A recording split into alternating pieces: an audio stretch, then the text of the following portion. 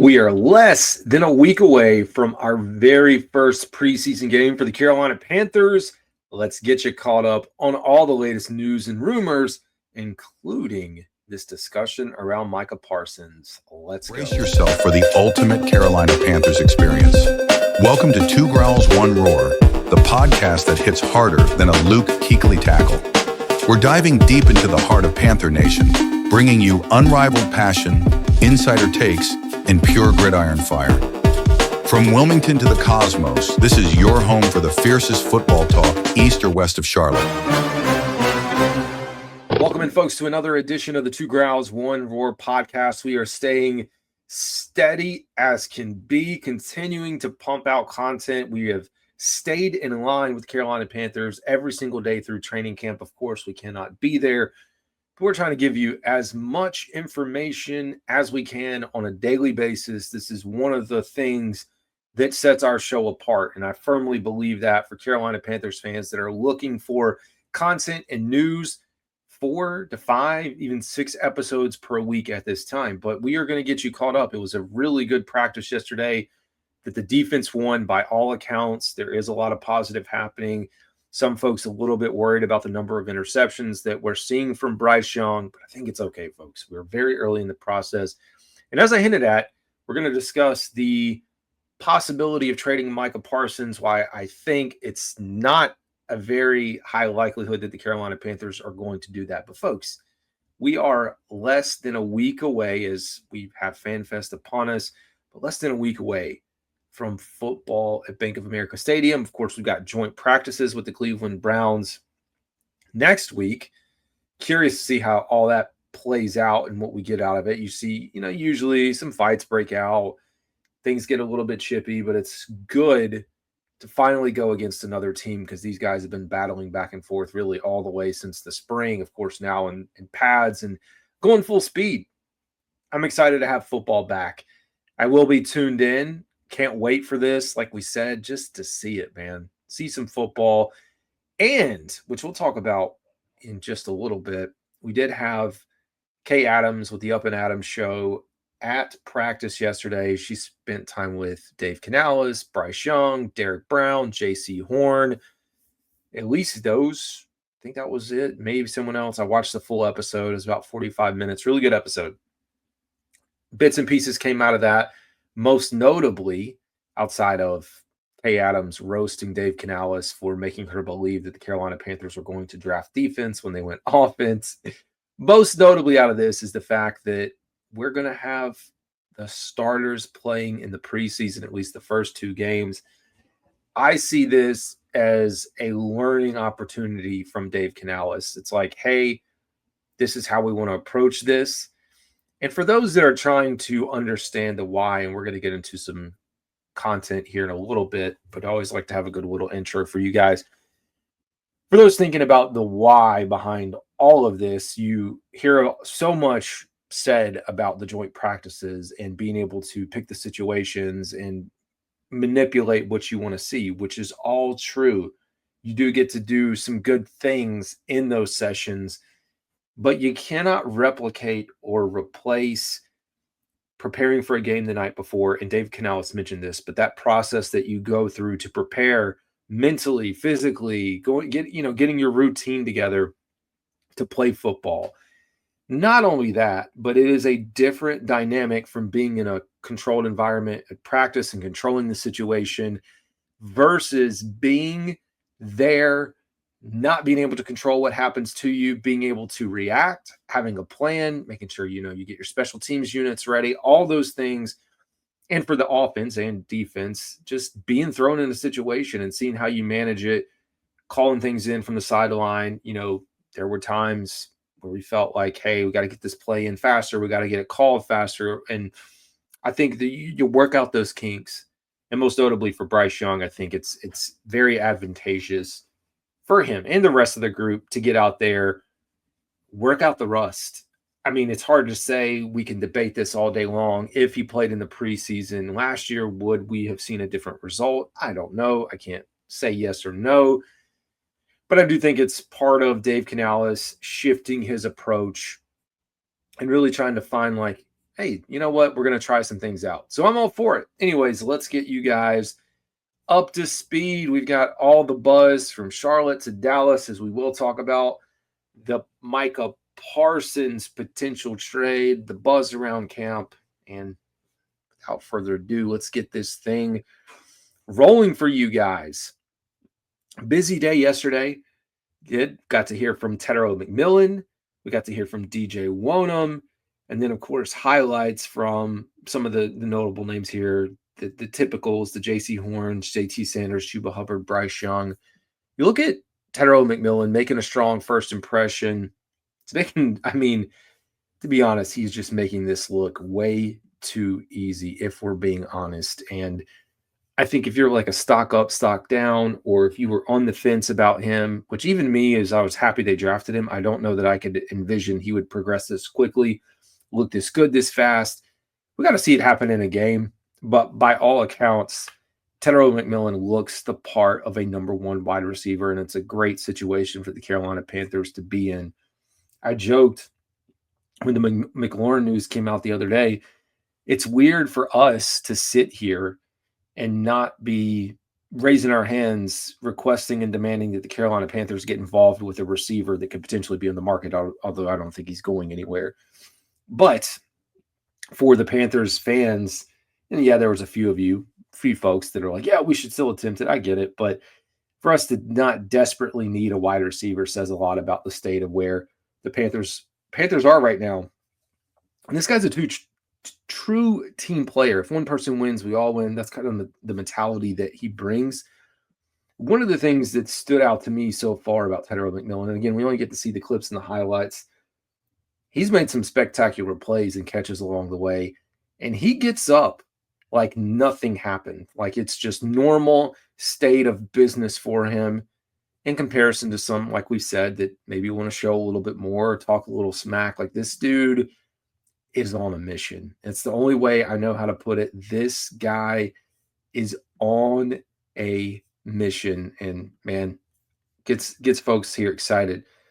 DJ Wonham, and he spent some time talking about his health, wanting to be able to play a full season.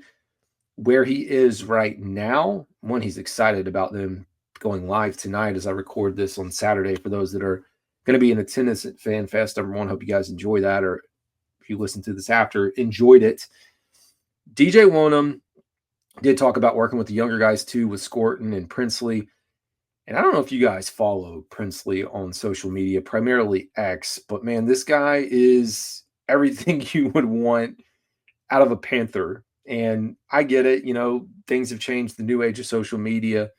He's probably had to tone it down a little bit because he's pretty much been going at some folks on there. And I think he's kind of taken it back a little bit or deleted some posts, which is fine. But he's been on here when people have been yapping outside of the Panthers organization about the team, or this player better than this player, or XL and JC going at it and XL not being good. He's does not shy away. And I cannot wait to see this guy get on the field and attack quarterbacks, because he seems to have that. A lot of high praise for Scorton, but I truly think Princely may be one of the steals. And like, as we talk about this entire draft class, I think it's a very solid class that's being put together right here for the Carolina Panthers. But good news all around. Bryce Young, you continue to evolve the offense around him. We just want to see the leap. We want to see the progress, and I think it's going to be beneficial to see him out there next week. I'm also not going to buy too much in or get worried. I know some folks are asking, like, man, he's thrown a lot of interceptions if you are tracking the tweets and the posts that are coming through, but it's training camp, and I think training camp is an environment where it's just a different feeling this year. The last 2 years, it's like, oh my gosh, he's throwing picks. He's terrible. He's never going to figure it out. I think now we are in a state of, one, he's just got to get some timing down with some of his new weapons, Tedero McMillan primarily, just working through some of the kinks. But I think it's a place where you do have a chance to challenge yourself and challenge the roster around you. J.C. Horn continues to shine, and that's the thing that we've got to remember. When you have J.C. Horn locking down XL, or Tedero or whoever else is in front of him. You got to remember, like, that's what you want. You think of J.C. Horn as one of the best cornerbacks in the NFL. You want him to be able to do that against the competition that we have, and I think that's going to continue to make them better. J.T. Sanders with a touchdown. I mean, this guy is, I'm excited to see where he goes. I think even if Tommy was back, he's the clear number one tight end when it comes to the passing game. He's admitted he's got some work to do when it comes to run blocking, but where he sits in the passing game and what that's going to mean for Bryce Young, it's going to be big. I really do think it is. And maybe we'll get into some preseason, I guess, the season starting predictions as we get into this. And lastly, Chuba Hubbard, who continues to be a vocal leader for this team and the offense. I mean, it's exciting. It's exciting times for the Carolina Panthers. And we did have the Up and Adam show, as I mentioned, in attendance. One, as we talk about a few of the highlights from this, we should acknowledge the $200,000 donation that was, on behalf of the show and FanDuel that they gave to the Carolinas. And now I don't have anything pulled up in front of me, but that was a really cool moment. If you guys haven't had a chance to see it, donating to the food banks and food insecurity, fantastic. It really is. Bryce Young's development, as we talked about, Canales emphasized the offense evolving around the quarterback, noticing that he's taken a significant leap with his development. The impact of Tedero McMillan, Canales has high expectations for the rookie. He's bringing a sauce to the offense. He did offer a player comparison, so he shied away from calling him Mike Evans. He did reference him as Drake London, but a better route runner, so maybe taking a little shot, not intentionally at the Atlanta Falcons, which I'm always here. If we do have a Falcon fan or two listening, sorry, but, love to take shots within the division. Canales continued to praise cornerback J.C. Horn. He's just looked amazing in camp. They did touch on the development of the team's young pass rush. I mean, you just look at where this team is, and that's why I'm okay and continue to be okay with this idea that the defense is winning in camp. Defense is going to always be a little bit ahead. But we start to mesh these things together, we are talking about a football team, like we've said, it should be competitive. It's an interesting matchup, too. I started to do an early read on the Jacksonville Jaguars, and lots of storylines down there. Of course, Travis Hunter, probably one of the bigger ones. But Trevor Lawrence, what is that going to look like? You look at their new head coach, Liam, who kind of dominated the Panthers a little bit last year as the offensive coordinator of Tampa Bay. So you have a lot of wrinkles in the mix of what this is going to look like. And I don't think it's going to be a cakewalk. Some fans may believe that we're going to walk into Jacksonville and take this hands down pretty easily. I don't think that's going to be the case. I think it's going to be a competitive game. It's a game the Panthers need to win. We've talked about the early start, winning at least 2 of the first 3, hopefully even winning the first 3 games. You start your season off on a high note like that and continue to take advantage of your schedule. You set yourself up well down this stretch. Of course, we'll have your full preview of those games, working on what those previews are going to look like as we expand on what we did last year and keep the show rolling on here. And last, I already called this, but the preseason starters, being able to see them at least in the first 2 preseason games, I think that action is going to be important. And you think about it, you are going to get to see joint practices as well with the Texans. I mean, we won't physically get to see that, but you get the Texans, and then, like we said, with the Cleveland Browns coming up. Now let's get into a little talk, a little speculation.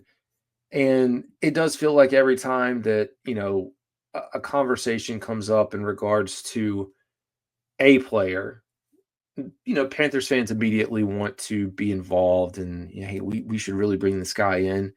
I will tell you, in this hypothetical situation of wanting Micah Parsons, like removing the barrier of entry, which is we're going to have to give up a lot, or would have to give up a lot, and you're going to have to pay him a ton of money.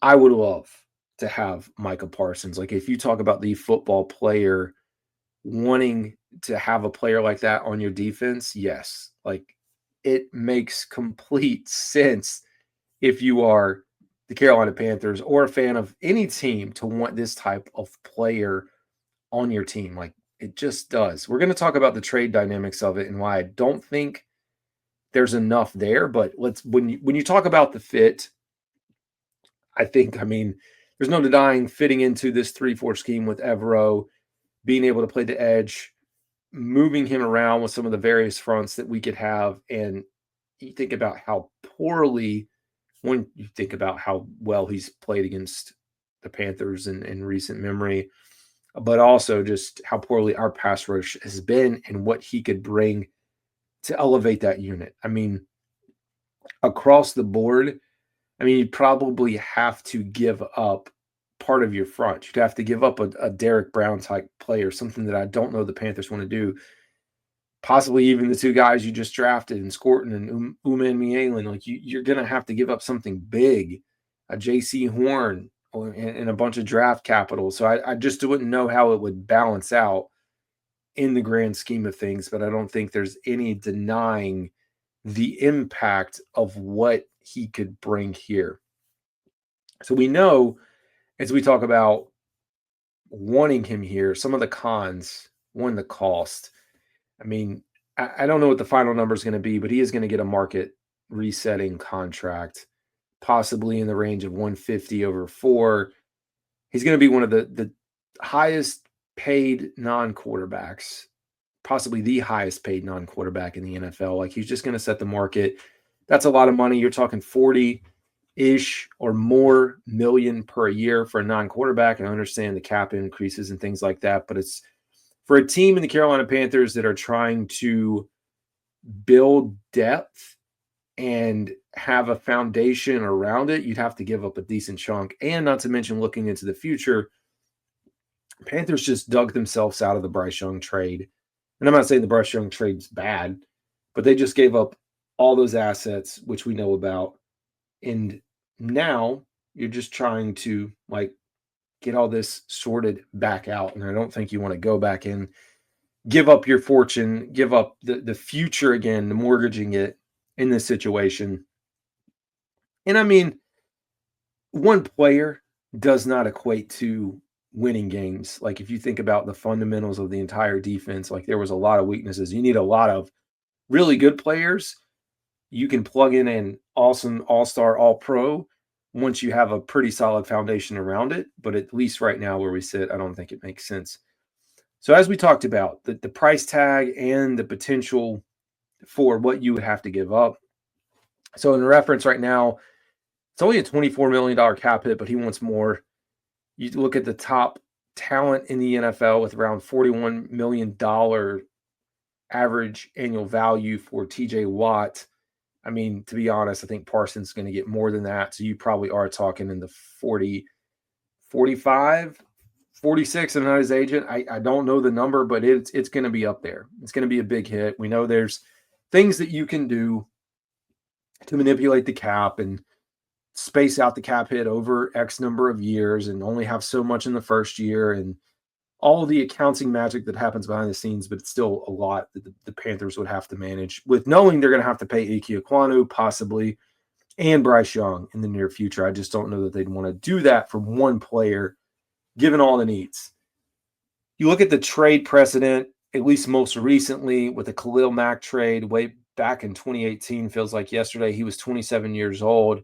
The Bears sent 2 first-round picks, a 3rd-round pick, a 6th-round pick, in exchange for Khalil Mack, a 2nd-rounder, and a conditional 5th-round pick. I would think that in this case, more than likely, Panthers would have to give up a little bit more. So that's why I just don't. I mean, this is purely giving up draft capital. I think draft capital is a possibility, and mixed in with the potential for a player or two. So I don't know that it makes sense for me. Of course, I would love it. I mean, when you, again, speaking specifically on the player, there's no doubt in my mind that I would love to have Micah Parsons here, but I just don't know logistically that we can figure out Well, folks, we are getting closer and closer to football being back. The structure, the dynamic, the offense, its new look defense, all those things are going to come into play here very shortly. As always, appreciate you guys tuning in. This is Carolina Dad. Y'all have a good one.